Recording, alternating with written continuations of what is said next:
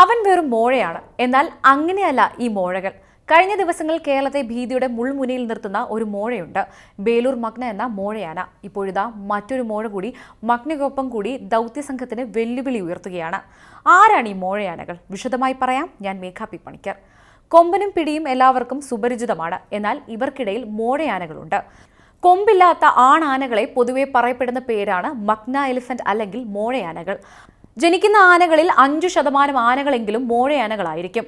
മോഴയാനകൾക്ക് ജനിക്കുന്ന കുട്ടികൾ മോഴകൾ തന്നെ ആകണമെന്നും യാതൊരു നിർബന്ധവുമില്ല. മറ്റു കാരണങ്ങളാൽ കൊമ്പ് നഷ്ടമായ ആനയെ മോഴ എന്ന് വിളിക്കാറില്ല.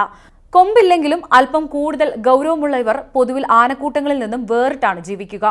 മറ്റു കൊമ്പൻ ആനകളെപ്പോലെ ഇവയ്ക്ക് ചിഹ്നം വിളിക്കാനുള്ള കഴിവ് കുറവായിരിക്കും. ഇത്തരം ആനകളെ കൊക്കിപ്പിടി എന്നും വിളിക്കാറുണ്ട്.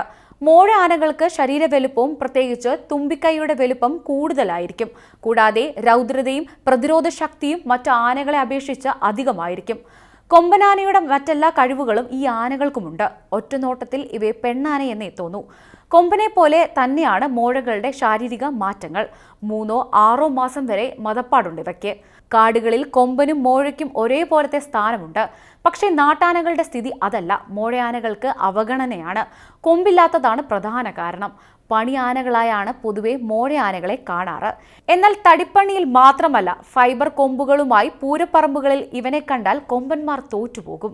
ഏഷ്യയിൽ ഏറ്റവും കൂടുതൽ മോഴയാനകൾ ഉള്ളത് ശ്രീലങ്കയിലാണ്. ഇന്ത്യയിലും ധാരാളം മോഴകളുണ്ട്. കേരളത്തിൽ ഏറ്റവും ഒടുവിലത്തെ കണക്ക് പ്രകാരം 89% കൊമ്പന്മാർക്കു 11% മോഴകൾ എന്നതാണ് അനുപാതം. എന്നാൽ അപൂർവം ചില മോഴയാനകൾ പൂരപ്പറമ്പിലെ നിറസാന്നിധ്യമാണ്. ദേവാസ് ആരോമൽ ലക്ഷ്മണൻ, ഗുരുവായൂർ ബാലകൃഷ്ണൻ, അക്കിക്കാവ് ശേഖരൻ എന്നിങ്ങനെ അറിയപ്പെടുന്നതും അറിയപ്പെടാത്തതുമായ ഒരുപാട് മോഴയാനകളുണ്ട് കേരളത്തിൽ. ഇനിയും പൂരപ്പറമ്പുകളിലേക്ക് എത്താത്ത മോഴയാനകളുമുണ്ട്. വിഷ്ണുലോകം രാജസേനൻ മോഴയാനകളുടെ കൂട്ടത്തിലെ സുന്ദര കില്ലാടി എന്ന് വിളിക്കാൻ യോഗ്യനായ ആനയായി ആനപ്രേമികൾ പറയുന്നു. ഒരു കാലത്ത് കേരള, തമിഴ്നാട്, കർണാടക വനമേഖലയിൽ 20ലധികം ആളുകളെ വകവരുത്തിയ മുതുമല മൂർത്തി എന്ന ആന പ്രസിദ്ധമായ ഒരു മോഴയാനയാണ്. എന്നാൽ ഇന്നവൻ തമിഴ്നാട്ടിലെ മുതുമല ആന ക്യാമ്പിലെ താപ്പാനയാണ്. വേണാട്ട് ഉണ്ണിക്കുട്ടൻ, ലിബർട്ടി ഉണ്ണിക്കുട്ടൻ, നന്ദിലത്ത് ചന്തു, ഉണ്ണിമാങ്ങാട് ഉണ്ണികൃഷ്ണൻ, കുളമാക്കിൽ മാധവൻ, വാഴയിൽ അനിൽ ബാബു, വിഷ്ണുലോകം രാജസേനൻ, ഹരിപ്പാട് അപ്പു എന്നിങ്ങനെ പോകുന്നു മോഴയാനകൾ. മോഴയാനകൾ എന്നും കൗതുകം നൽകുന്ന ഒന്നാണ്. എന്നാൽ ഈ കൗതുകം ഇപ്പോൾ ഭയമായി മാറിയിരിക്കുകയാണ്. കർണാടകയിൽ നിന്നും റേഡിയോ കോളർ ഘടിപ്പിച്ച ബേലൂർ മഗ്ന എന്ന ആനയാണ് മാനന്തവാടിയിലെ യുവാവിനെ കൊലപ്പെടുത്തിയത്. നവംബർ 30 ഹാസൻ ഡിവിഷനിലെ ബേലൂരിൽ നിന്നും പിടികൂടിയ ആനയാണിത്. റേഡിയോ കോളർ ഘടിപ്പിച്ച് വയനാട് വന്യജീവി സങ്കേത വനാതിർത്തിയിലെ മൂലഹോള വന്യജീവി റേഞ്ചിൽ തുറന്നുവിടുകയായിരുന്നു. റേഡിയോ കോളർ ധരിപ്പിച്ച കാട്ടാനകളായിരുന്നുവെങ്കിലും സിഗ്നൽ ട്രാക്ക് ചെയ്യുന്നതിൽ വീഴ്ചയാണ് ഒരാളുടെ ജീവൻ നഷ്ടപ്പെടാൻ കാരണമായത്. സിഗ്നൽ വിവരം യഥാസമയം കർണാടക നൽകുന്നില്ല എന്ന് മന്ത്രി AK ശശീന്ദ്രൻ പറഞ്ഞു. എന്നാൽ ഇത് കർണാടക വനം വകുപ്പ് തള്ളി. തണ്ണീർക്കൊമ്പൻ ചെരിഞ്ഞതിന് പിന്നാലെയാണ് കർണാടകയിൽ നിന്ന് മറ്റൊരു ആന വനാതിർത്തിയിൽ കടന്ന് കേരളത്തിലെത്തിയത്.